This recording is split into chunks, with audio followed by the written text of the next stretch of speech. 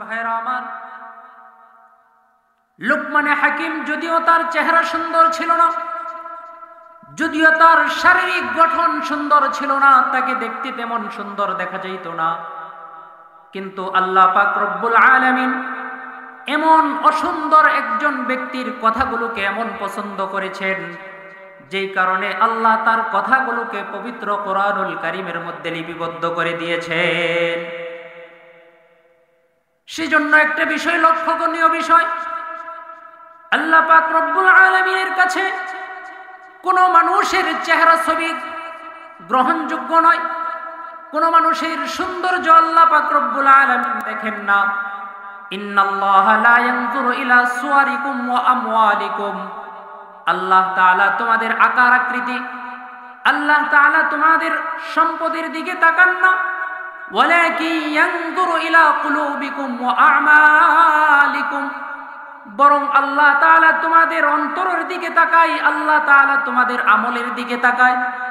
যদি একজন মানুষের আমল ভালো হয়ে যায়, যদি একজন মানুষের অন্তর ভালো হয়ে যায়, চাই সে কালো হোক, চাই সে খাটো হোক, চাই তার সৌন্দর্য না থাক, চাই সে সমাজের মধ্যে সবচেয়ে নিম্ন শ্রেণীর লোক হোক, তাকওয়াবান হওয়ার কারণে, ওই লোকটা আল্লাহওয়ালা হওয়ার কারণে, আল্লাহর বিধানগুলো সুন্দরভাবে মানার কারণে, ওই অসুন্দর লোকটাও আল্লাহর কাছে অনেক দামি হয়ে যায়। কথা বলেন ঠিক কিনা? আল্লাহ সৌন্দর্য দেখেন না, আল্লাহ দেখে বান্দার কলবের ভিতরে তাকওয়া আছে কিনা। আমাদের তাকওয়া অর্জন করার সিজন আসতেছে। কথা বলেন ঠিক কিনা? রমজান মাস তাকওয়া অর্জন করার সিজন।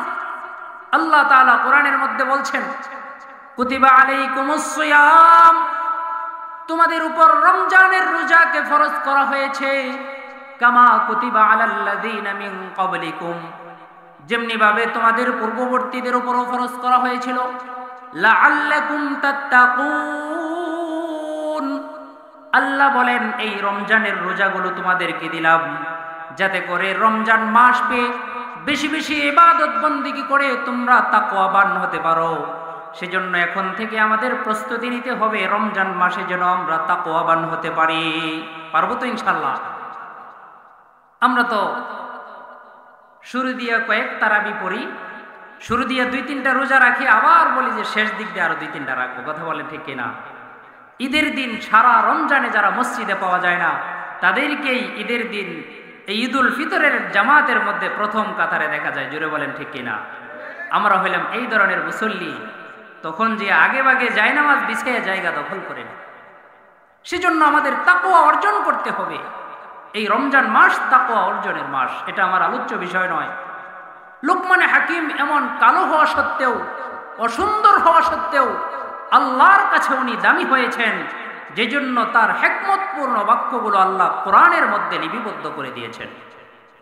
মুসলমান ভাইরা আমার, লুকমানে হাকিম সুন্দর সুন্দর হিকমতপূর্ণ বাক্য বলার কারণে চতুর্পাশ থেকে লোকজন তার কাছে আনাগোনা করত, ভিড় করত। লুকমানে হাকিমের সামনে হাজার হাজার মানুষ আইসা তার মুখনিসৃত সুন্দর সুন্দর বাণীগুলো তারা শ্রবণ করত, খাতার মধ্যে লিপিবদ্ধ করত। এই দৃশ্য লুকমানে হাকিমের মনিবে একদিন দেখছে। কি ব্যাপার? লুকমান হইল একজন গোলাম, এই গোলাম হওয়ার সত্ত্বেও তার কাছে এত লোকজন কি জন্য আসে? আমি মনিব, আমার কাছে আসার কথা, আমার এত সম্পদ আছে, আমার এত নামডাক আছে, আমার কাছে না আইসা এই গোলামের কাছে আসে, আর কারণটা কি জানতে হবে। লুকমানে হাকিমের মনিব এক লোককে ডাক দিয়ে বলে, কি ব্যাপার? সে তো একজন গোলাম, তার চেহারা খুবই সুন্দর নয়, তোমরা কি জন্য তার কাছে এত জমায়েত হও? এবার ওই লোকটা বলতেছে, যদিও সে একজন গোলাম হয়, কিন্তু সে এত সুন্দর সুন্দর হিকমতপূর্ণ বাক্য বলে, তার এই কথাগুলো আমরা সংরক্ষণ করার জন্য, তার কথাগুলো শেখার জন্য আমরা প্রতিদিন এই জায়গায় জমায়েত হই। এবার মনিব চিন্তা করে, আমার এই গোলামকে পরীক্ষা করা দরকার, দেখি তার কেমন হিকমত, কেমন জ্ঞান। লুকমানে হাকিম তার গোলামকে, লুকমানে হাকিমের মনিব তার গোলাম অর্থাৎ লুকমানে হাকিমকে ডাক দিয়ে বলে, ও লুকমান, তোমাকে আমি 2টা কাজ দিব, এই কাজটা সুন্দর করে করে দিতে হবে।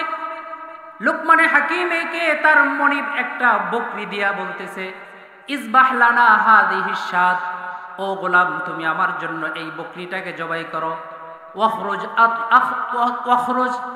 আতিয়াবু মুদগাতাইন, এই বকরিটা জবাই করার পরে বকরির মধ্যে সবচেয়ে উৎকৃষ্টতম দুইটা জিনিস তুমি আমার জন্য নিয়ে আসবা। এবার লোকমানে হাকিম ওই বকরিটাকে জবাই করার পরে ফাআখরাজাল লিসানা ওয়াল কলবা, বকরি থেকে তিনি দুইটা জিনিস নিয়ে আসছেন। একটা হলো আল লিসানা, তার জিহ্বাটাকে কেটে নিয়ে আসছেন। 2 নাম্বার হলো আল কলব, কলবটাকে কেটে নিয়ে আসছেন। কিছুদিন পরে মনিব আবার তাকে ডাক দিয়ে বলতেছে ইসবাহ লানা হাযিহিশ শাত, ও লোকমান তুমি এই বকরিটাকে জবাই করো। জবাই করার পরে এই বকরির মধ্যে আখবাতু মুদগাতাইন, সবচেয়ে নিকৃষ্টতম যেই বস্তুটা আছে ওই বস্তুর দুইটা আমার জন্য তুমি কেটে নিয়ে আসো। এই দিনও লোকমানে হাকিম একই কাজ করছে। ফাআখরাজাল লিসানা ওয়াল কলবা, এই বকরিটাকে জবাই করার পরেও দ্বিতীয় দিন ওই বকরি থেকে জিহ্বা এবং কলবটাকে মনিবের জন্য কেটে নিয়ে আসছে। এবার মনিব আশ্চর্য হয়ে গেছে, প্রথম দিন যেই জিনিস আনছো নিকৃষ্টতম বস্তু আনতে বলছি, আজকে তুমি একই জিনিস আনছো, পার্থক্য তো বুঝলাম না। প্রথম দিন বলছি সবচেয়ে উৎকৃষ্ট জিনিস আনার জন্য, যেই দুইটা আনছো নিকৃষ্টতম বস্তু যেটা আনতে বলছি যেদিন, সেদিনও তুমি ওই আগের দুইটি আনছো। একই জিনিস একবার উৎকৃষ্ট আবার নিকৃষ্ট হয় কিভাবে?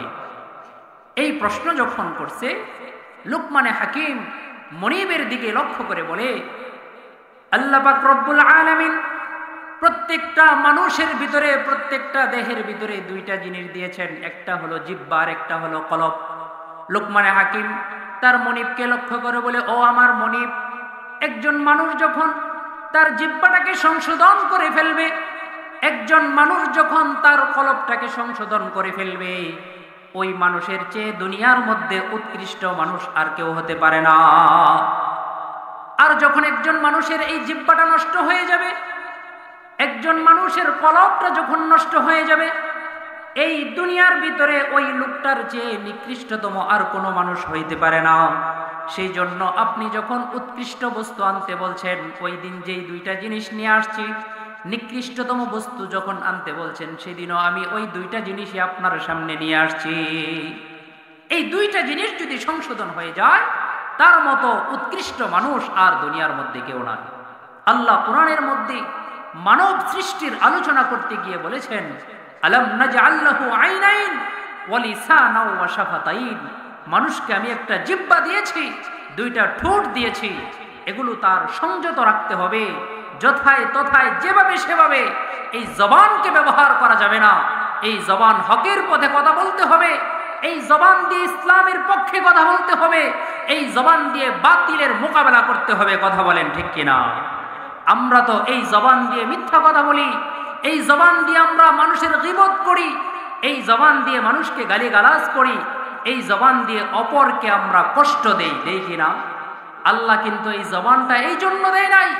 আল্লাহ এই জবান দিয়েছে ইসলামের কথা বলার জন্য, এই জবান দিয়েছে আল্লাহর জিকির করার জন্য, এই জবান আল্লাহ তাআলা দিয়েছে আল্লাহর কালাম পবিত্র কুরআনুল কারীম তেলাওয়াত করার জন্য। জোরে বলেন ঠিক কিনা?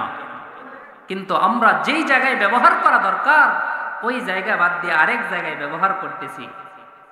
2 নাম্বার হলো কলব। এ ব্যাপারে নবীজি হাদিসের মধ্যে বলেছেন, ক্বালা রাসূলুল্লাহ সাল্লাল্লাহু আলাইহি ওয়াসাল্লাম, আলা ইন্না ফিল জাসাদি লামুদগাতুন, হে আমার উম্মতেরা স্মরণ রাখো, ইন্না ফিল জাসাদি লামুদগাতুন, প্রত্যেকটা শরীরের ভিতরে একটা গোশতের টুকরা আছে। ইদা সলুহাত সলুহাল জাসাদু কুল্লু, যখন এই গোশতের টুকরাটা সংশোধন হয়ে যাবে, যখন এই গোশতের টুকরাটা ঠিক হয়ে যাবে, আল্লাহর নবী বলেন সলুহাল জাসাদু কুল্লু, তার পুরো বডিটাই সংশোধন হয়ে যাবে। ওয়া ইদা ফাসাদাত ফাসাদাল জাসাদু কুল্লু, আর যখন এই গোশতের টুকরাটা নষ্ট হয়ে যাবে, পচে যাবে, আল্লাহর নবী বলে ফাসাদাল জাসাদু কুল্লু, তার পুরো বডিটাই নষ্ট হয়ে যাবে। নবীজি হাদিসের সর্বশেষ বলেন আলা ওয়াহিয়াল কলব, ওই গোশতের টুকরাটার নাম হইল কলব। কলব যদি সংশোধন হয়ে যায় সব ঠিক। আমাদের কলব কেমন সংশোধন হয়েছে? আমার আগে হযরত আলোচনা করলেন নামাজের ব্যাপারে, দাঁড়াইছি নামাজও কিন্তু সংসারের চিন্তা করতেছি। কথা বলেন ঠিক কিনা? এরকম সংশোধনী তো হয়েছে। হ্যাঁ, সারাদিন পয়সা চিন্তা করি কিভাবে অমুকরে একটা পেচের মধ্যে ফেলানো যায়। ও বাইসে যাইতেছে এলাকার মধ্যে, না কিভাবে একটা পেচের মধ্যে ফেলাইয়া ওরে আরেকটু কিভাবে নামানো যায়, এরকম সংশোধন হয়েছে। কথা বলেন ঠিক কিনা? এরকম সংশোধন হইলে চলবে না। গুনার কাছ থেকে বেঁচে থাকতে হবে। এই কলবটাকে ইসলামের জন্য ফিকিরের মধ্যে লাগাইতে হবে। তো লোকমানে হাকিম উৎকৃষ্ট বস্তু যেই জিনিসকে বললেন, নিকৃষ্ট বস্তু একই জিনিসকে বললেন। এই দুইটা জিনিস জিহ্বা এবং কলব যদি আমাদের সংশোধন হয়ে যায়, তাহলে আমাদের আর কোনো টেনশন থাকবে না।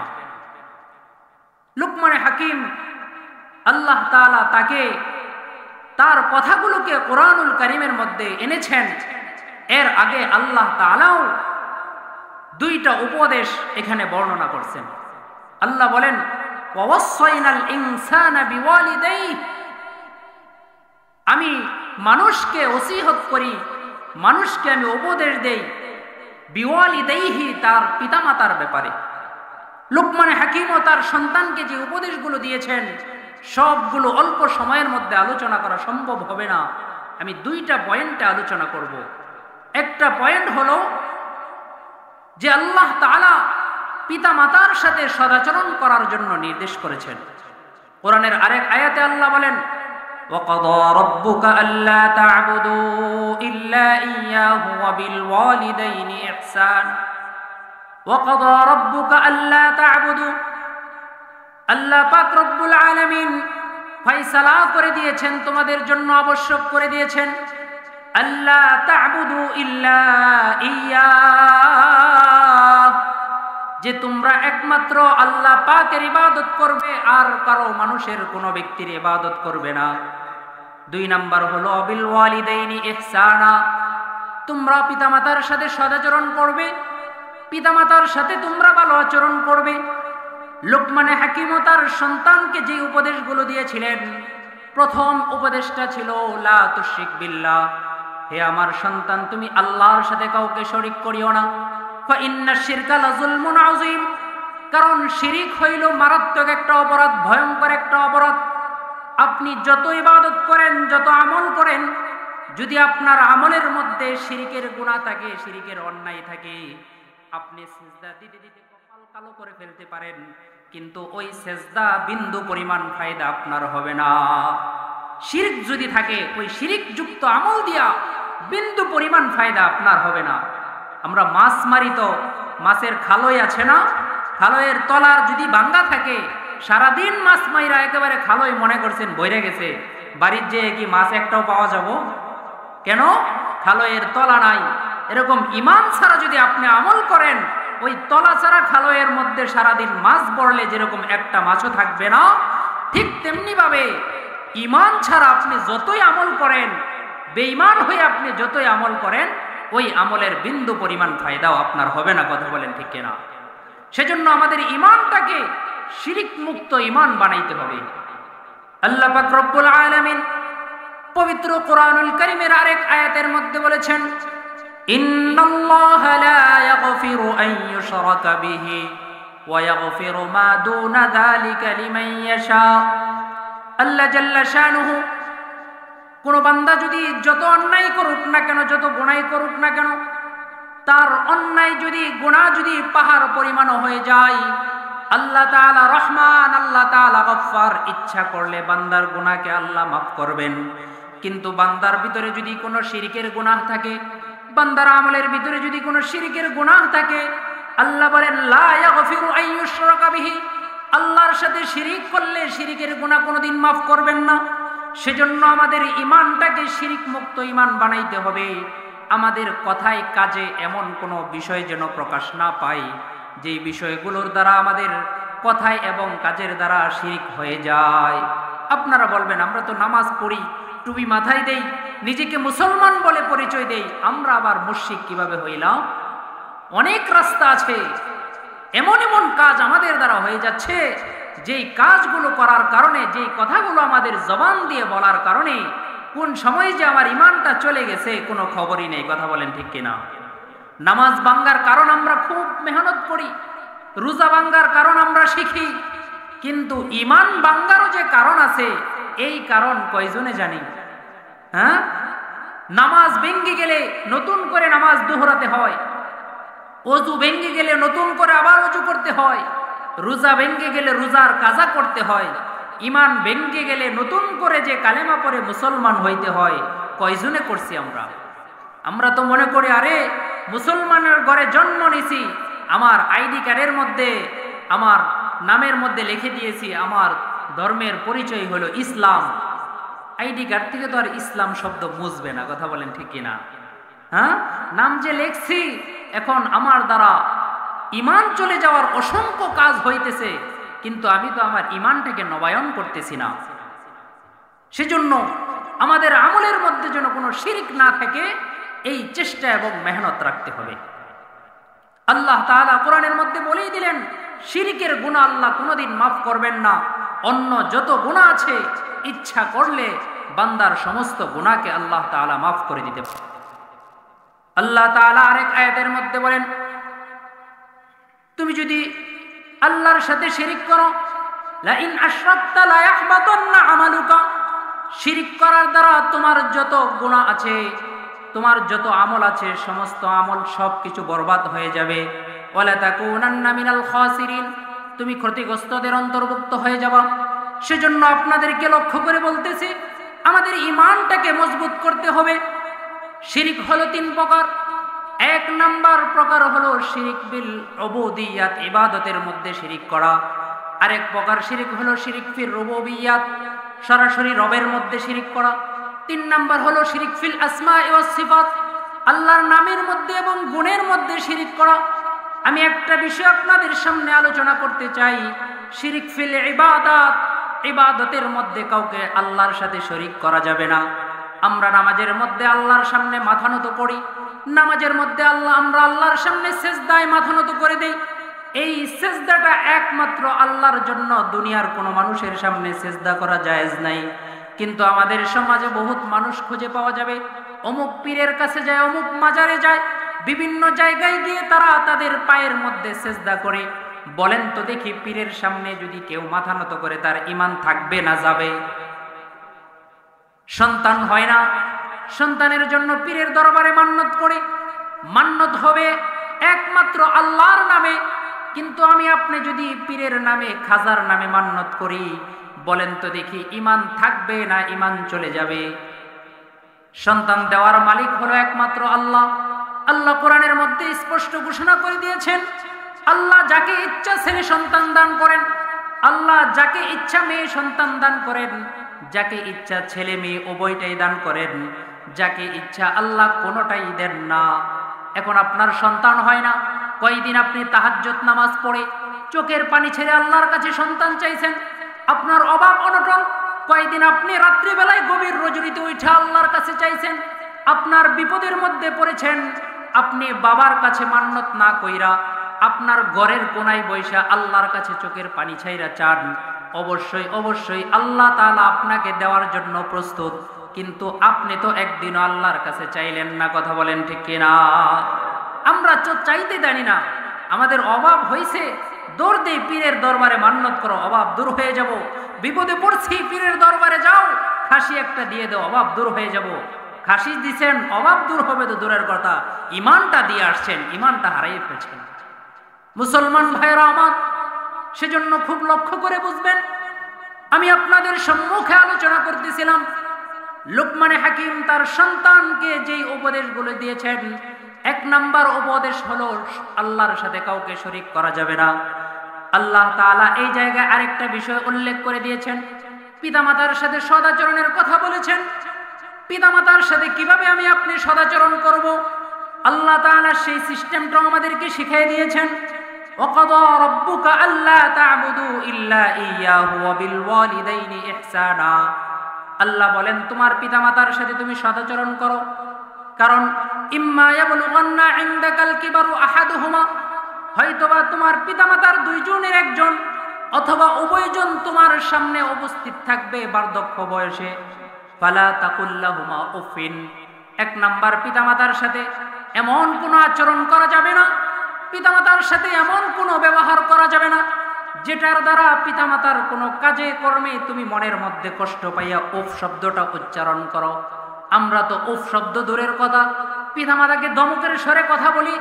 পিতামাতার উপর অনেক এমন সন্তানও আছে হাত তুলে পিতামাতার শরীরের মধ্যে আঘাত করে নিজের স্ত্রীর কথা শুনে এই জন্মদাতা পিতামাতাকে ঘর থেকে বের করে দেয়। এরকম দৃষ্টান্ত বাংলাদেশে আছে না নাই? এরকম দৃষ্টান্ত বাংলাদেশে আছে। আল্লাহ তাআলা বুঝেছেন এমন সন্তানও দুনিয়ার বুকে হবে, সেজন্য আল্লাহ বলে দিয়েছেন বার্ধক্য বয়সে পিতামাতা হয়তোবা একটু কথাবার্তা বেশি বলবে, পিতামাতা হয়তোবা তোমার মন মতো হবে না, তারপরেও পিতামাতার সাথে উফ শব্দটাও উচ্চারণ করা যাবে না। এটা হলো স্বয়ং আল্লাহ পাকের নির্দেশ। পিতামাতার সামনে উফ শব্দটাও উচ্চারণ করা যাবে না। 2 নাম্বার আল্লাহ তাআলা বলেন ওয়ালা তানহারহুমা, পিতামাতার সাথে ধমকের স্বরে কথা বলিও না। ওয়া কুল লাহুমা কাওলান কারীমা, আল্লাহ বলেন পিতামাতার সাথে যখন তুমি কথা বলবা দয়া সুলভ আচরণ করবা, নমনীয়তার সাথে কথা বলবা, যেন পিতামাতার মনের মধ্যে তোমার কথা দ্বারা কখনোই আঘাতপ্রাপ্ত না হয়। এই আচরণ একজন সন্তানের করতে হবে। পিতামাতা যেন কখনোই মনের মধ্যে কষ্ট না পায়, কখনো যেন তাদের মনের মধ্যে আঘাত না পায়। এবার আল্লাহ তাআলা বলতেছেন ওয়াখফিজ লাহুমা জানাহাদ যুল্লি মিনার রাহমা। এতক্ষণ তো 3টা বলার পর 4 নম্বরে আল্লাহ তাআলা বলেন আরে এতেও হবে না, এতেও হবে না, বরং তাদের সামনে তুমি নমনীয়তার চাদর বিছাইয়া দাও, অর্থাৎ 24 ঘন্টা সময় পিতামাতার সাথে তুমি ভালো আচরণ করো। 5 নাম্বার আমাদের পিতামাতার জন্য দায়িত্ব হলো পিতামাতার জন্য আমাদের দোয়া করতে হবে। আল্লাহ সেই দোয়াটাও শিখিয়ে দিয়েছেন। আল্লাহ তাআলা পিতামাতার জন্য দোয়া করার জন্য সিস্টেম শিখিয়ে দিয়েছেন। রব্বির হামহুমা কামা রব্বায়ানি সগীরা। একটা সন্তানকে ছোটবেলা থেকে বড় করতে একটা মায়ের একটা বাবার কি পরিমাণ কষ্ট হয়। যখন আপনি বাবা হয়েছেন, যখন আপনি মা হয়েছেন, তখন আপনি বুঝবেন যে একটা ছোট্ট বাচ্চাকে লালন পালন করতে গিয়ে একজন বাবা মার কত কষ্ট করতে হয়। আপনার সন্তানকে যেরকম কষ্ট করে আপনি লালন পালন করতেছেন, চিন্তা করবেন আপনার বাবা মাও একদিন আপনাকে এরকম কষ্ট করে লালন পালন করছে। কিন্তু আমরা ওইটা ভুলে যাই। আমাদের বাপ সাপ দেখে মনে হয়, আমরা মনে হয় এমনি মাটির নিচ থেকে সুজায়ের উঠে পড়ছি, এরকম কষ্ট করে আমাদেরকে লালন পালন করতে হয়নি। কথা বলেন ঠিক কিনা? কিন্তু এটা না, আল্লাহর শিক্ষা এটা নয়, নবীর শিক্ষা এটা নয়। পিতামাতার জন্য দোয়া করতে হবে, দুনিয়ায় ভালো আচরণ করা, খেদমত করা, মারা যাওয়ার পরে তাদের জন্য বেশি বেশি দোয়া করা, এটা একজন সন্তানের দায়িত্ব পিতামাতার প্রতি। মুসলমান ভাইরা আমার, খুব লক্ষ্য করে বুঝবেন, আল্লাহর হাবিব সাল্লাল্লাহু আলাইহি ওয়াসাল্লাম পিতামাতার খেদমত করার ব্যাপারে, পিতামাতার অনুগত হওয়ার ব্যাপারে কত গুরুত্বপূর্ণ কথা বলেছেন। عن أبي هريرة رضي الله تعالى عنه قال قال رسول الله صلى الله عليه وسلم, আল্লাহর নবীর সাহাবী হযরতে আবু হুরায়রা রাদিয়াল্লাহু তাআলা আনহু থেকে বর্ণিত, নবীজি সাল্লাল্লাহু আলাইহি ওয়াসাল্লাম হাদিসে পাকের ভিতরে ইরশাদ করেন, জাআ রাজুলুন ইলা রাসূলিল্লাহি সাল্লাল্লাহু আলাইহি ওয়াসাল্লাম, এক সাহাবী নবীজির কাছে এসে বলতেছে, ইয়া রাসূলুল্লাহ মান আহাক্কুন নাসি বিহুসনি সাহাবাতি, ওগো নবী আমি কার সাথে সবচেয়ে ভালো আচরণ করব, কার সাথে আমি সব সময় ভালো আচরণ করব বলে দেন। আল্লাহর নবী বলেন উম্মুকা, তোমার মায়ের সাথে। এবার ওই সাহাবী নবীজিকে জিজ্ঞেস করে সুম্মা মান, ওগো নবী এরপরে কার সাথে আমি ভালো আচরণ করব? এবারও নবীজি বলে সুম্মা উম্মুকা, এরপরেও তোমার মায়ের সাথে। 3 নম্বরে সাহাবী আবার নবীজিকে জিজ্ঞাসা করে সুম্মা মান, এরপরে কার কাছে? এবারও নবীজি বলে সুম্মা উম্মুকা, এরপরেও তোমার মায়ের সাথে। 4 নম্বরে সাহাবী আবার নবীজিকে জিজ্ঞাসা করে সুম্মা মান, ওগো নবী 3 বার তো মায়ের কথা বললেন, এরপর আমি কার সাথে ভালো আচরণ করব? এবার নবী 3 বার ব্যবহার করলেন।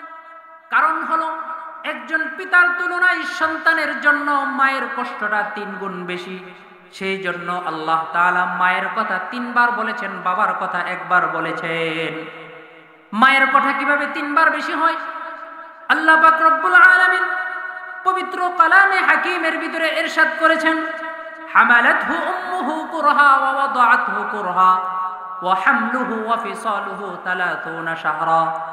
একজন মা এই সন্তানটাকে তার গর্ভের মধ্যে ধারণ করেছে কুরহা, অনেক কষ্ট করে। একটা মা 10 মাস 10 দিন একটা সন্তানকে মায়ের গর্ভে ধারণ করেছে।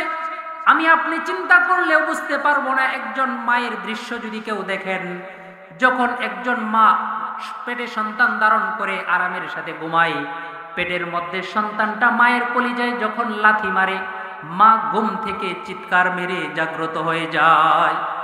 আমার আপনার মা এই কষ্টটা করেছে, আপনার চিন্তা করতে হবে। একজন সন্তানকে গর্ভে ধারণ করা কত কষ্টকর ব্যাপার, সেটা একজন মাই একমাত্র বুঝবে, দুনিয়ার কোনো মানুষ বুঝবে না। সেজন্য আল্লাহ তাআলা মায়ের কথা এই জায়গায় উল্লেখ করলেন। 2 নাম্বার আল্লাহ বলেন ওয়াদাআতহু কুরহা, একটা সন্তান প্রসব করা যে কত কষ্টকর ব্যাপার, একজন মা ছাড়া দুনিয়ার আর কোনো মানুষ এটা অনুমান করতে পারবে না। কথা বলেন ঠিক কিনা? ডাক্তাররা গবেষণা করে দেখছে, একজন মানুষের শরীরের মধ্যে যেই পরিমাণ ব্যথা অনুভবযোগ্য, যেই পরিমাণ ব্যথা হইলে একজন মানুষ সহ্য করতে পারবে, এর বেশি হইলে মানুষ মারা যাবে। ডাক্তাররা গবেষণা করে দেখছে, একটা সন্তান প্রসব হওয়ার সময় এর থেকে আরো অনেক বেশি ব্যথা একজন মায়ের অনুভব হয়। তারপরেও একজন মা এটাকে, একটা সন্তানের মুখ দুনিয়ায় দেখার জন্য এটা একেবারে নীরবে সহ্য করে নেয়, সন্তানের সাথে কোনোদিন খারাপ আচরণ করে না। মুসলমান ভাইরা আমার, সেজন্য আল্লাহর হাবিব সাল্লাল্লাহু আলাইহি ওয়াসাল্লাম মা জাতিকে সুসংবাদ দিয়ে দিয়েছেন, একজন মা তার সন্তানকে প্রসব করার সময় যদি মা এই সন্তানটাকে সুন্দরভাবে প্রসব করতে পারে, আল্লাহ পাক রব্বুল আলামিন ওই মাকে গাজীর মর্যাদা দান করবেন। জোরে বলেন সুবহানাল্লাহ। আর যদি একজন মা সন্তান প্রসব করার সময়, এই ডেলিভারির সময় যদি একজন মা ইন্তেকাল করে, আল্লাহর হাবিব হাদিসে পাকের ভিতরে বর্ণনা করেন, এই ইন্তেকাল করার কারণে আল্লাহ তাআলা ওই মাকে শহীদি মর্যাদা দান করবেন। জোরে বলেন সুবহানাল্লাহ। কষ্ট যত বেশি, ফজিলত তত বেশি। সেজন্য যে কোনো আমল আপনি যত কষ্ট করে করবেন, সেটার ফজিলত তত বেশি হবে। তাহাজ্জুদ নামাজের এত ফজিলত কেন? কারণ গভীর রাত্রে উঠা এটা একটা খুব কষ্টকর ব্যাপার। ঠান্ডা পানি দিয়ে ওযু করা এটা কষ্টকর ব্যাপার। সেজন্য আল্লাহ ওই নামাজের ফজিলত বেশি দিয়ে দিয়েছেন। দুনিয়ার মধ্যে আপনি যেই আমলগুলো করেন, যেই কাজগুলো আপনি করেন, যে যত কষ্ট করতে পারে, যে যত দুনিয়াবি লাইনে মেহনত করতে পারে, সেও দেখবেন অনেক টাকা পয়সার মালিক হয়ে যায়, নাকি বলেন? আর যে ক্ষেত খামারে যায় না, ব্যবসা বাণিজ্যে যায় না, সারাদিন বাড়িতে বসে ঘুমায়, তার সংসার খালি উপরের দিকে উঠবে না নিচ দিকে নামবে। এরকম আমলের ক্ষেত্রেও একই। আপনি যত কষ্ট করে যত বেশি আমল করতে পারবেন, দেখবেন আপনার আমল আস্তে আস্তে জিন্দা হবে, আপনার ঈমান আস্তে আস্তে জিন্দা হবে, আপনার ঈমান আস্তে আস্তে তরুতাজা হবে। একজন মা কত সম্মানী, কত ইজ্জতওয়ালা। হাদিসে পাকের ভিতরে নবীজি বলছেন, আল জান্নাতু তাহতা আকদামিল উম্মাহাত, জান্নাত, সন্তানের জান্নাত মায়েদের পায়ের নিচে। আরেক হাদিসের মধ্যে নবীজি বলছেন, قال رسول الله صلى الله عليه وسلم رضا الرب في رضا الوالد وسخط الرب في سخط الوالد। একজন সন্তান যদি তার পিতামাতাকে সন্তুষ্ট রাখতে পারে, পিতামাতাকে সন্তুষ্ট রাখতে পারে, আল্লাহর নবী হাদিসে পাকের মধ্যে বলেন, পিতামাতাকে সন্তুষ্ট করার দ্বারা সে স্বয়ং আল্লাহ পাকের সন্তুষ্টি অর্জন করতে পারবে। আরেকজন সন্তান যদি পিতামাতাকে অসন্তুষ্ট করে দেয়, একজন সন্তান যদি পিতামাতার সাথে খারাপ আচরণ করে, পিতামাতাকে রাগান্বিত করে দেয়, আল্লাহর নবী বলেন ওই বান্দার প্রতি স্বয়ং আল্লাহ তাআলাও নারাজ হয়ে যাবেন। সেজন্য পিতামাতার সাথে ভালো আচরণ করো। মা এবং বাবা এমন একটা সম্পদ, এমন একটা সম্পদ, যেই মা বাবা আমার ঘরের ভিতরে আছে, আমি এটার কদর বুঝতেছি না। আল্লাহর নবী হাদিসে পাকের মধ্যে বলেছেন, একজন পিতা অথবা মাতা যদি মায়ের জন্য হাত তুলে আল্লাহর কাছে দোয়া করে, পিতামাতা দোয়া করতে দেরি হবে, কিন্তু আল্লাহর দরবারে এই দোয়াটা কবুল হইতে দেরি হবে না। দোয়া করতে দেরি, কিন্তু কবুল হইতে দেরি নেই। এর জ্বলন্ত প্রমাণ, জ্বলন্ত উদাহরণ হলো দাওরায়ে হাদিসের ভিতরে যে সমস্ত হাদিসের কিতাব পাঠ করানো হয়, তার মধ্যে অন্যতম কিতাব হলো বুখারী শরীফ। নাম শুনছি তো আমরা নাকি? বুখারী শরীফ নাম শুনছি না? বুখারী শরীফ এই কিতাবের ভিতরে আছে আসহুল কুতুব বাদা কিতাবিল্লাহ, কোরআনের পরে সবচেয়ে বড় সহিহ কিতাব হলো এই বুখারী শরীফ। এই কিতাব যিনি লিখছেন ইমাম বুখারী। ইমাম বুখারী কত বড় আলেম ছিলেন সংক্ষেপে একটা কথা বলি। উনি বলে আমি ইমাম বুখারীর 3 লাখ হাদিস মুখস্থ আছে। কয় লাখ? 3 লাখ। কয় 3 লাখ থেকে 1 লাখ এখন বৈশা তোমাদেরকে কুল হুয়াল্লাহ সূরা যেরকম ছোট্ট বাচ্চা একদমে বলতে পারে, এক বৈশটাই তোমাদেরকে 1 লাখ কুল হুয়াল্লাহ সূরার মধ্যে শোনাই দিতে পারবো। জোরে বলেন সুবহানাল্লাহ। এত বড় আলেম ছিলেন ইমামে বুখারী। ইমামে বুখারীর প্রসিদ্ধ ঘটনা, ছোটবেলায় ইমাম বুখারীর 2 চোখ অন্ধ হয়ে গিয়েছিল। ছোট্ট বাচ্চা অন্ধ হয়ে যাওয়ার কারণে মায়ের মনে কষ্ট, আরে ছোট্ট বাচ্চা তার চোখ নাই, বড় হইলে সে কিভাবে চলাফেরা করবে? সেজন্য ইমামে বুখারীর মা আল্লাহর কাছে হাত তুইলা চোখের পানি ছাইরা সন্তানের জন্য দোয়া করতে থাকে, ও গো আল্লাহ, আমার সন্তানটার চোখ তুমি ভালো কইরা দাও, আমার সন্তানের চোখ তুমি ভালো কইরা দাও। এরকম ভাবে মা চোখের পানি ছেড়ে সন্তানের জন্য দোয়া করতেছে। দোয়া করতে করতে হঠাৎ করে একদিন ইমামে বুখারীর মা সন্তানের দিকে তাকাইয়া দেখে, আরে আমার সন্তান তো এতদিন চোখে দেখতো না, আজকে দেখি এই সন্তানটা সুন্দর, চোখে দেখে হাইটা হাইটা সবকিছু করতে পারতেছে। জোরে বলেন সুবহানাল্লাহ। ইমামে বুখারীর চোখ ভালো হয়ে যায়। চোখ ভালো হওয়ার পরে ইমাম বুখারীকে আল্লাহ পাক রব্বুল আলামিন এমন চোখের পাওয়ার দিয়েছিলেন, এমন চোখের পাওয়ার দিয়েছিলেন। ইমামে বুখারীর চোখের পাওয়ার এটা সাধারণ কোনো চোখের পাওয়ার নয়, বরং মায়ের দুয়ার বরকতে পাওয়া চোখ, সাধারণ কোনো চোখ নয়। সেজন্য ইমাম বুখারী রাত্রিবেলায় চাঁদের আলো দিয়া বৈশা বৈশা কিতাব লিখতো, চশমা লাগতো না। আল্লাহ তাআলা এমন পাওয়ার দিছে মায়ের দোয়ার কারণে। এরকম ভাবে মা বাবা যদি সন্তানের জন্য দোয়া করে, দোয়া করতে দেরি হয় কিন্তু কবুল হইতে দেরি হয় না। বনি ইসরাইলের একজন বড় আবেদ ছিল, বড় আল্লাহর ওয়ালি ছিল, যার নাম হলো জুরাইজ। হাদিসের মধ্যে বর্ণনা আসছে, জুরাইজ সে অনেক বড় একজন আবেদ ছিল। সে সারাদিন ঘরের মধ্যে বসে আল্লাহ পাকের ইবাদত বন্দিগির মধ্যে মশগুল থাকতো। হঠাৎ করে তার সাথে জঘন্যতম একটা ঘটনা হয়ে যায়। একদিন তার মা রাত্রিবেলায় জুরাইজের কাছে আইসা, জুরাইজের কাছে রাত্রিবেলায় দরজার ভিতরে আঘাত করে বলে, ও জুরাইজ, আমি তোমার মা আসছি, আমাকে একটু পানির ব্যবস্থা করে দাও। জুরাইজ নামাজরত অবস্থায় আছে।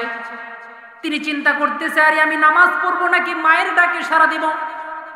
সর্বশেষ চিন্তা কইরা নামাজ ছাড়ে নাই, মায়ের ডাকে সাড়া দেয় নাই। মা কষ্ট পেয়ে দরজা থেকে চলে গেছে।